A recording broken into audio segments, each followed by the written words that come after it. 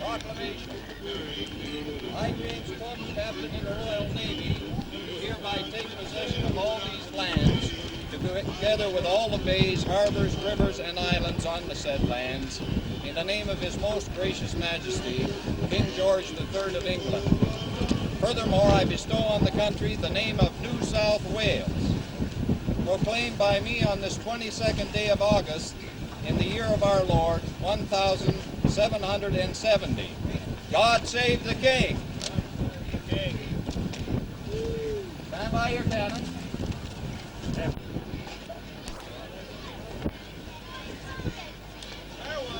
Fire one! Stand back.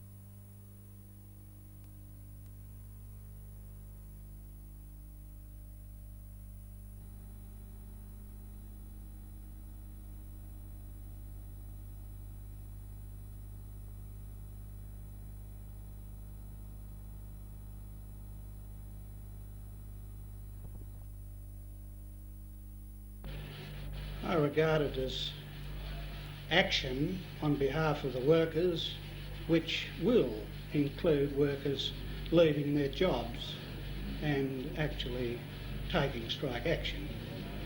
Do you feel that it's the role of the ACTU to exert a political influence by industrial action? I believe that it's timely that the ACTU call for action on the second front.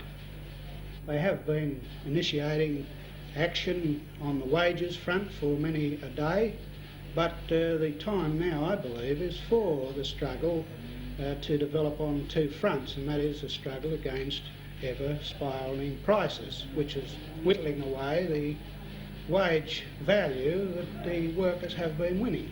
What sort of a reaction is the attitude of a union like the FIA, which has told its members that only those who are not working should attend the rallies?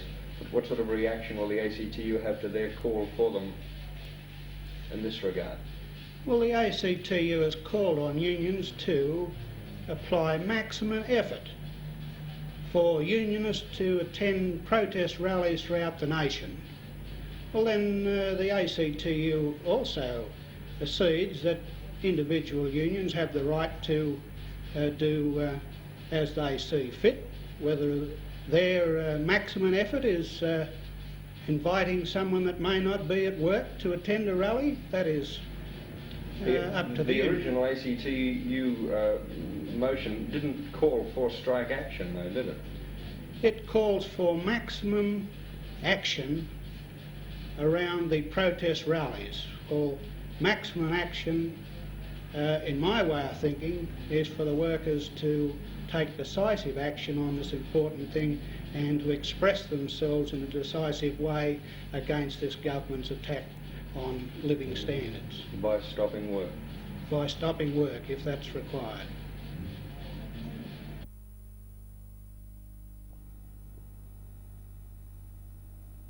No, not necessarily. We are affiliated with the ACTU, but we're not in disagreement with them as such.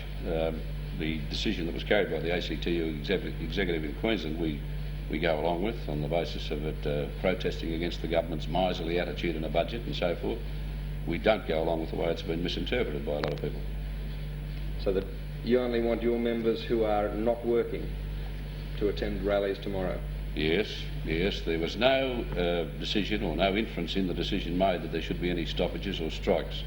It merely said there should be a protest rally, and it's been a traditional thing, as we all know, I'm sure, that on the Sunday following the budget there's always been a rally in the Domain in Sydney to protest against the various aspects of it, and this is very much the same thing, other than the fact that it's on a weekday. The ACTU, although it hasn't used the word strike, it's been called that all over the country, and you've obviously believed there's a lot of confusion because you've placed heavy press advertising this morning. This is true. There has been a lot of confusion about the decision that was made. The press statements made following the decision didn't necessarily follow the exact wording of the decision, and so a lot of people took it to mean that there were going to be strikes, and quite obviously a lot of other people intend there'd be strikes anyway. They purposely misinterpreted it as far as our union's concerned. We believe that the ACTU should maintain its traditional industrial role and not move off to the side and become a political organisation. And as far as the rallies tomorrow are concerned, this should be confined to our off-duty members only, of whom there should be a few thousand available.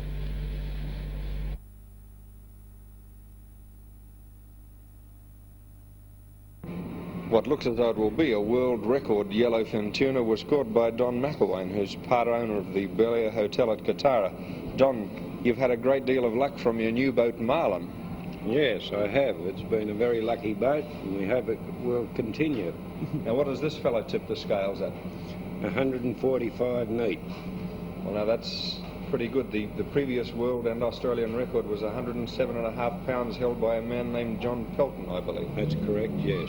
Well, now, what does your record depend on? We've used the word if. Well, providing my line breaks a 12-pound breaking strain line. You've got a little piece of it there. Can we have a look at it? Yes. Oh, there we are, in a hip pocket. Good heaven. That's it. 12 pounds breaking. Now, where will this be tested? In America. Have to be sent to America. You've got one other honour that looks like coming too if that breaks under the 12 pounds, and that's membership of the 10 to 1 club. Yes, 10 to 1. Where does the 10 to 1 come from? Miami in America. And what's the 10 to 1 refer to? It's 10 times breaking Stronia line, which would be £100. Where did you catch this fella? Up on the Gibber, about 14 miles from Nelson's Bay, northeast of Nelson's Bay. And how long did you take to land him? 4.25 hours, and we chased him for 15 miles. Well, let's hope that this line breaks at 12 pounds and you've got all those records to your credit. I'm hoping that, yes.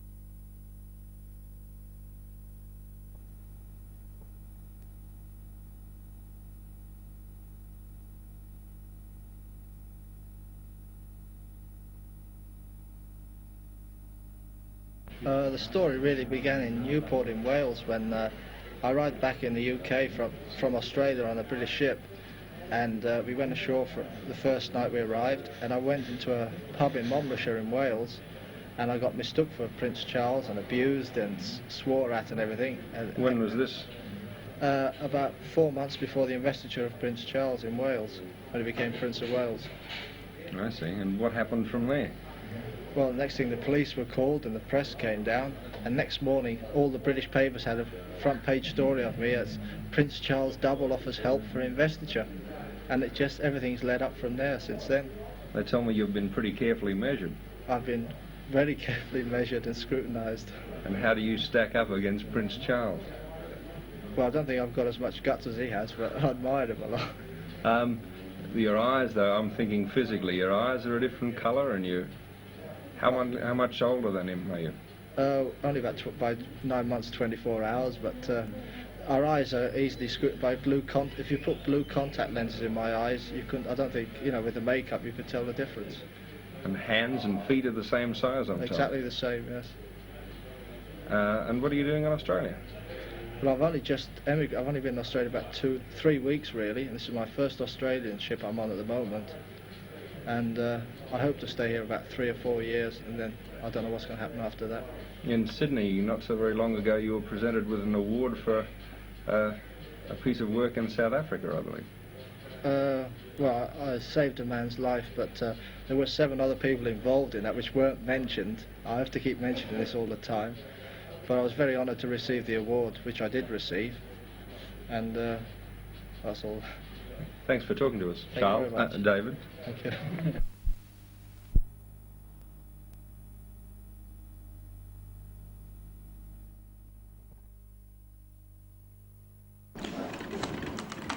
So new, I'm not used to manoeuvring it yet. Now see how that's vaporising there? It's not feeling hot, is it, Vassie?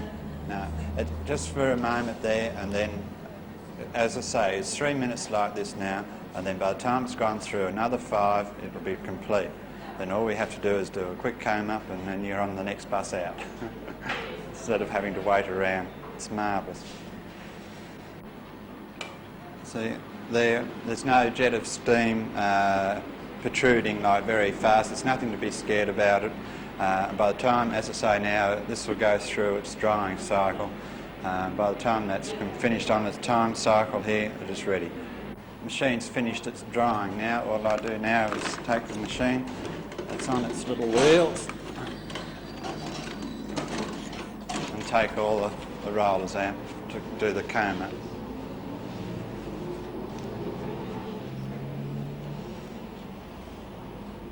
There you are, Vassie. Now, how do you feel about that? It's quick and lively, wasn't it? Quick and lively for a businesswoman that hasn't got very much time for a hairdo. I think it's a great idea, Michael. Yeah, it's marvellous. It really is. To be so quick and efficient, especially on a hot summer's day, when you've got the high temperatures and it's, it's very fatigue.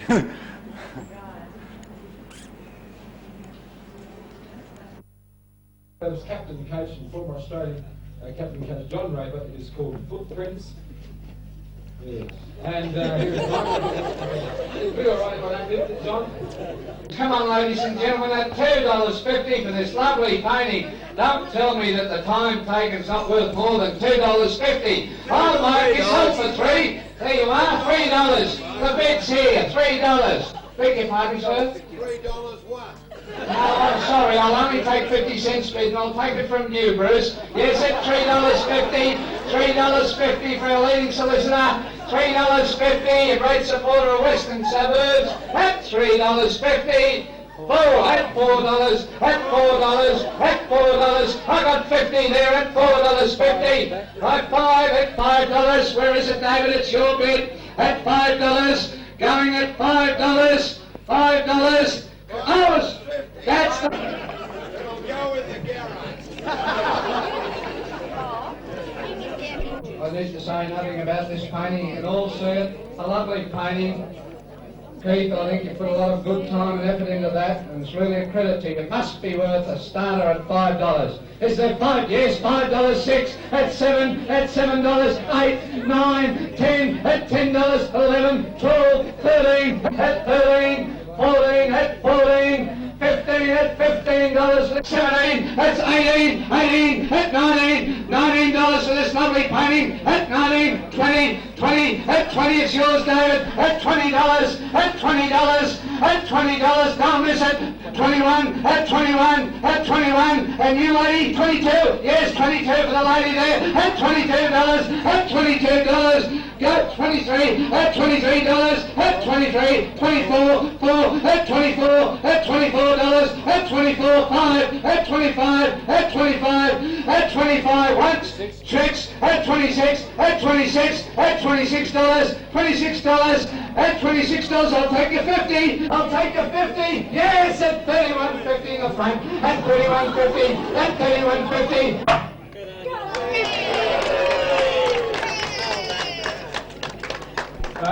Is there a steward around who we can have a...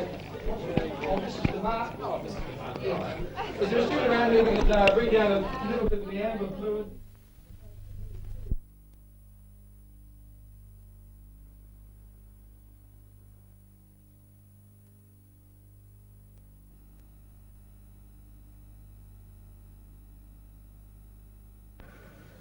He says, "Tonight I shall be delivering Labor's attack on this disastrous budget in the National Parliament. Stop. It will be a great source of encouragement to me to know that the whole trade union movement and the overwhelming majority of all employees solidly support political Labor in our determination to destroy this budget and the Gorton government." Mrs. Rose, what has your part been in today's rally? Well, actually, it's mainly to present the housewives' viewpoint of the budget and to bring before the public's notice the ever-continuing spiralling prices, and we feel that we should do something about it. Well, now you've organised yourself into a body. That's right. Some sort of an organisation. That's right. What's the name of the organisation? The organisation's name is Campaign Against Rising Prices. Are you meeting with success? Yes, we are. We have now quite a large membership, representative of women from every walk of life, and we think that this in itself is very good, that everyone is joining together and become quite unified in the fight against rising prices. Well, what do you plan to do to stop this spiral? One of our first aims is to bring before the government's notice that we feel that it's their duty to us as people of the country to control the prices and the profit levels of large companies.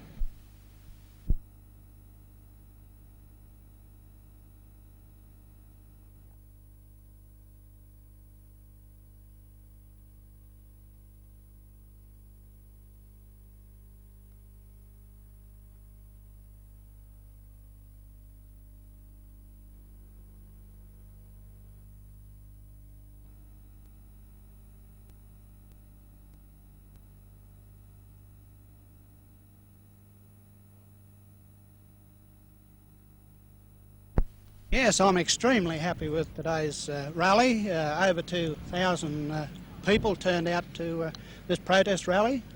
And do you think you've achieved anything? I do. I believe that we've set the foundation for a real campaign against this government's budget, which, of course, I believe many other people that have not been here today were joining with us by stoppage action, and the government, I believe, will get the message of the determination that's set out from this meeting today.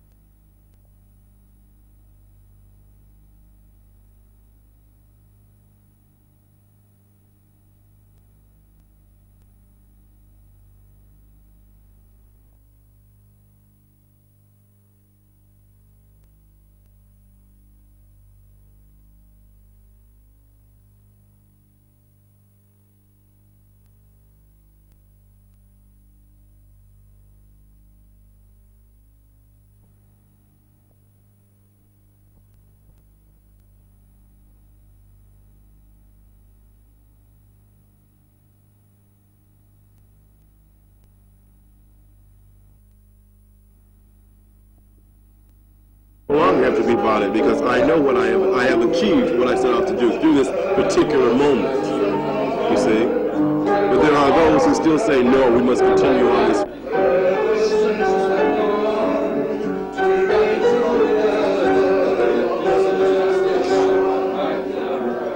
Like for somebody with a pretty fair academic record, double degrees, and a surprising athletic record, why on earth are you on the stage? Well, formerly, I chose to be an actor.